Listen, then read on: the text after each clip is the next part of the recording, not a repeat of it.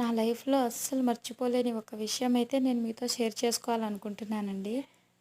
నేను హాస్టల్‌కైతే ఫిఫ్త్ క్లాస్‌లో అట్లా జాయిన్ అయ్యాను. మా హాస్టల్ పక్కనే ఇంకో పెద్ద హాస్టల్ ఉంది. సీనియర్ వాళ్ళు. వాళ్ళ హాస్టల్ దగ్గర ఏదో ప్రోగ్రామ్ జరుగుతుంది అనేసి అందరూ పిలిచారు మా హాస్టల్ వాళ్ళని. మేమెళ్ళాము. నైట్ జరిగిందండి ప్రోగ్రాము. జరిగేసరికి ఇంకా నేను కూడా ప్రోగ్రామ్ అంతా మిస్ అవ్వకుండా చూడాలనేసి చాలా సేపు కూర్చున్నాను. నాకు తెలియకుండానే నిద్రొచ్చేసింది. పడుకున్నాను. నా ఫ్రెండ్స్ ఉన్నారనేసి వాళ్ళని కూడా నన్ను లేపండి నేను పడుకుంటున్నా అని చెప్పి పడుకున్నా. ఇంక నేను లేచేసరికి అక్కడ ఎవ్వరు లేరు. మా ఫ్రెండ్స్ వాళ్ళైతే అస్సలకే లేరు. ఒక అక్కొచ్చి ఇంకా "ప్రోగ్రామ్ అయిపోయిందమ్మా వెళ్ళు నీ హాస్టల్‌కి" అని చెప్పారు. అక్కడ చుట్టుపక్కలంతా ముళ్ళ కంపలు.